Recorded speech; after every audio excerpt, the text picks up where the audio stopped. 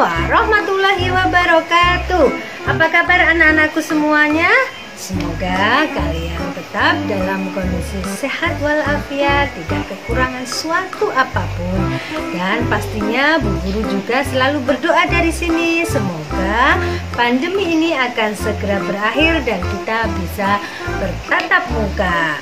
Anak-anak, pada pembelajaran tematik ini kita akan belajar tema 5, yaitu pengalamanku, dan subtema 1, pengalamanku di rumah.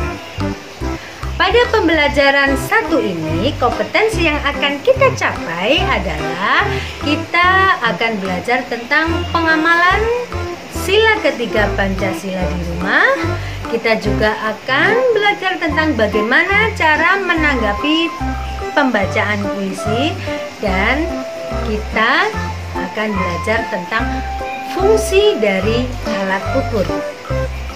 Kalian perhatikan dan simak baik-baik penjelasan dari Bu Guru.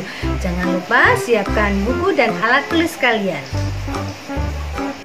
Pada pertemuan sebelumnya kita telah belajar pengamalan sila pertama dan pengalaman sila kedua Pancasila di rumah. Nah, sekarang kita belajar tentang pengamalan sila ketiga Pancasila di rumah. Bagaimanakah bunyi sila ketiga Pancasila? Ya, Persatuan Indonesia. Sila ketiga Pancasila mengajarkan kita untuk menjaga persatuan. Dengan mengamalkan sila ketiga akan tercipta kerukunan di rumah. Dan kerukunan dapat mempererat hubungan antar anggota keluarga. Benar apa tidak anak-anak? Coba kalian perhatikan gambar percakapan yang Bu Guru tayangkan. Contoh pengamalan sila ketiga Pancasila di rumah. Aku boleh memakai krayon warna hijaunya duluan tidak, Kak? Boleh. Setelah selesai, Kakak pinjam ya. Sekarang akan Bu Guru beri contoh pengamalan Pancasila ketiga di rumah. Yang pertama, hidup rukun antar anggota keluarga. Yang kedua, mengutamakan kepentingan keluarga. Yang ketiga, tidak memaksakan kehendak. Yang keempat, saling menyayangi, saling menolong, saling menghormati, dan saling menghargai. Juga gotong royong di antara anggota keluarga. Yang kelima, menjaga dan memelihara harta benda keluarga. Agar tercipta kerukunan di rumah, maka ketika kalian belajar dengan kakak atau adik kalian, maka kalian harus saling toleransi, menjaga kerukunan.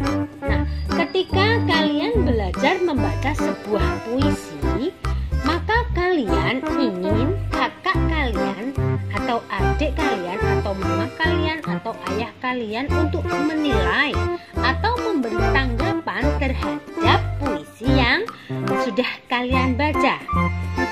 Untuk menanggapi pembacaan puisi, kalian harus memperhatikan beberapa hal, yaitu sebagai berikut. Artikulasi.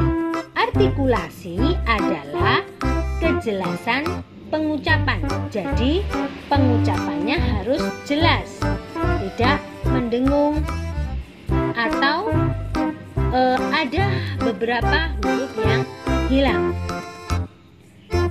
Intonasi berarti ketepatan nada. Nadanya harus tepat. Sedangkan yang terakhir adalah ekspresi. Ekspresi berarti raut wajah.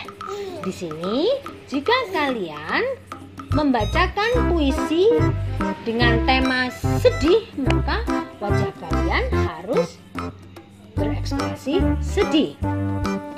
Ketika kalian membaca puisi yang bertemakan gembira atau riang, maka wajah kalian atau ekspresi kalian harus ditampilkan dengan riang. Bisa dipahami anak-anak? Perhatikan contoh tanggapan pembacaan puisi berikut. Saat membaca puisi berjudul Hujan, artikulasi Desi terdengar sangat baik. Ia membaca setiap kata dengan cukup jelas. Suaranya pun lantang sehingga terdengar jelas. Ekspresi Desi saat membaca puisi juga sesuai dengan isi puisi. Nah, itu adalah contoh untuk memberi tanggapan terhadap teman kalian atau saudara kalian yang membaca sebuah puisi. Pada pertemuan sebelumnya kita telah mengetahui berbagai macam alat ukur, yaitu penggaris, meteran pita, dan jangka sorong. Nah, sekarang kita harus mengetahui fungsi dari alat ukur tersebut. Coba kalian amati gambar penggaris. Penggaris biasanya digunakan untuk mengukur panjang benda yang kurang dari 30 cm. Pada gambar meteran dapat digunakan untuk mengukur panjang benda yang lebih dari 30 cm. Meteran ini biasanya terbuat dari plastik ataupun terbuat dari besi ataupun logam yang mudah ditekuk. Nah, yang ketiga adalah jangka sorong. Jangka sorong dapat digunakan untuk mengukur panjang garis tengah atau kedalaman benda-benda berbentuk bulat atau lingkaran. Anak-anak, bagaimana penjelasan yang sudah Bu Guru berikan tadi? Mudah dipahami bukan?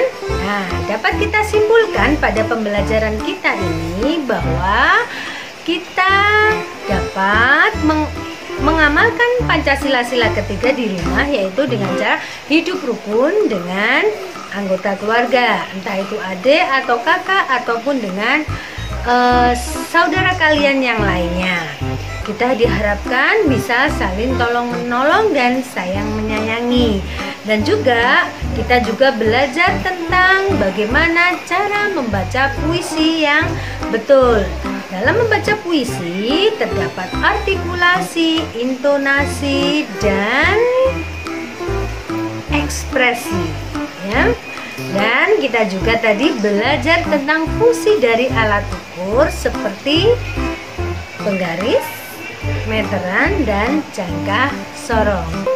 Ingat, tetap belajar secara mandiri, tetap semangat, dan jangan keluar dari rumah jika tidak sangat penting. Terima kasih atas perhatiannya. Wassalamualaikum warahmatullahi wabarakatuh.